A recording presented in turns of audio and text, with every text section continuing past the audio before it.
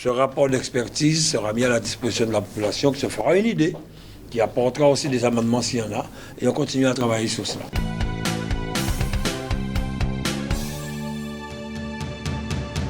Le Césaire, c'est quand même une entité qui travaille avec la région. Le Césaire existe dans toute la France. Il y a le CESE national.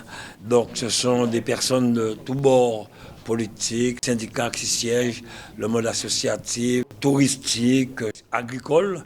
Donc ce sont des Guadeloupéens de tous bords qui ont travaillé pendant un certain temps sur les 4 résolutions pour nous sortir ce rapport. C'est une expertise du Césaire que nous allons mettre à la disposition des Guadeloupéens pour vraiment prendre lecture, je pense, pour se faire une idée et vraiment pouvoir aussi, pourquoi pas, faire un retour à la région, à la commission ad hoc et au Congrès. Aujourd'hui, en fait, c'est la phase finale d'un travail qu'on a fait sur 4 ou 5 mois. Un rapport d'expertise des résolutions du Congrès, donc du Congrès de juin 2025. Ça a été, pour nous, Césaire en tout cas, une occasion de mettre en branle en fait l'ensemble des expertises que nous renfermons. C'est aujourd'hui aussi pour nous une occasion de rappeler à quoi on sert. On n'est pas tellement connu. Le Césaire, ce sont quand même 49 personnes qui sont des personnes qui forment la société civile organisée en Guadeloupe, donc des acteurs du quotidien, des personnes qui viennent du monde éducatif, du monde de la vie sociale, du monde économique, du monde de l'économie sociale et solidaire, les banques, les mutuelles, les personnes à mobilité réduite. Bref, on est une représentation de notre territoire. Le président de région nous a saisis pour que cette représentation du territoire donne sa vision du processus d'évolution institutionnelle et de l'étape qui était franchie au mois de juin dernier. C'est ce que nous avons essayé de faire. Alors ça donne lieu à la production d'un document de 80 pages. C'est un document qui peut apparaître un peu technique, mais dont l'idée est de fixer un certain nombre de points d'alerte. Il ne s'agit pas de dire on veut telle compétence, on mérite de faire telle chose ou aller dans telle direction. Il s'agit, c'est en tout cas pour nous, de dire que pour exercer telle compétence, il faut tenir compte de tel élément, tel élément, tel élément. Il s'agissait aussi pour nous de dire que telle revendication nous semble être un petit peu prématurée. Il s'agissait pour nous de dire que telle prétention nous semblait un petit peu formulée à l'emporte-pièce. Et donc on a amené ce qu'on a appelé nous dans notre rapport des points d'alerte qui émanent de la société civile, qui sont totalement dépolitisés, qui n'obéissent à aucun principe idéologique, mais ce sont simplement des professionnels d'horizons divers qui s'adressent aux élus de leur territoire et qui voudraient rappeler à la population, puisque c'était votre question, que nous sommes leurs représentants et que nous sommes aussi là pour préserver ses intérêts.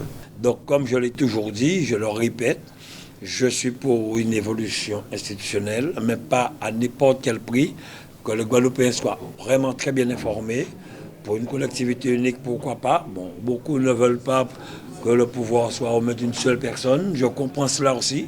Mais comme je l'ai dit, moi je veux que les Guadeloupéens aient le maximum d'informations, le maximum de connaissances. Les difficultés que nous risquons d'avoir financièrement, l'État n'a pas d'argent, ça on oublie de le dire, et on parle d'1 milliard à 1,7 milliard de compensation. Beaucoup veulent supprimer l'octroi de mer, qui est une ressource importante dans ces objectifs. On ne sait pas demain si l'octroi de mer existera, donc il faudra qu'on soit prudent. On va parler du nerf de la guerre, on va parler des finances, la résolution numéro 2, les moyens et les ressources de la nouvelle collectivité.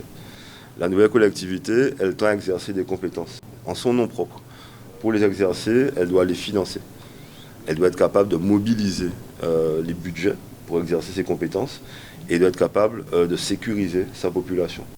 Pour exercer des compétences propres et même un pouvoir normatif en matière fiscale, on doit avoir localement une administration fiscale locale. Ça ne se construit pas en 2 mois et demi. Une administration fiscale locale, ça se dessine, ça s'organise, ça se performe, mais ça ne se fait pas non plus sans un accompagnement de l'État. Lorsqu'on veut exercer un pouvoir fiscal normatif, on a besoin de l'accompagnement de l'État. Donc on est dans une démarche peut-être de recherche d'évolution vers un régime d'autonomie, mais dans le cadre de cette évolution vers un régime d'autonomie, on a toujours besoin de cet accompagnement de l'État, parce qu'un régime d'autonomie, ça s'exerce toujours au sein de la République française et de l'Union européenne. Et donc dire à la population que c'est cela, même si on peut évoluer, on évolue dans le cadre de la République française et de l'Union européenne, et l'accompagnement de l'État est nécessaire malgré tout. et en toute hypothèse et en toutes circonstances. Personnellement, je dis bien personnellement, j'ai mon avis là-dessus. Je lui dis, on ne doit pas se presser, on doit faire avec le monde économique, les syndicats, la population pour prendre nos décisions ensemble. Moi, peut-être dans 2-3 ans, je ne serai plus là. Mais je dois quand même être prudent, alerté et pouvoir prévenir. Donc aujourd'hui, ce rapport d'expertise sera mis à la disposition de la population qui se fera une idée, qui apportera aussi des amendements s'il y en a, et on continue à travailler sur cela. Je tiens à remercier le Césaire, car c'est un excellent travail qui nous a apporté encore en plus.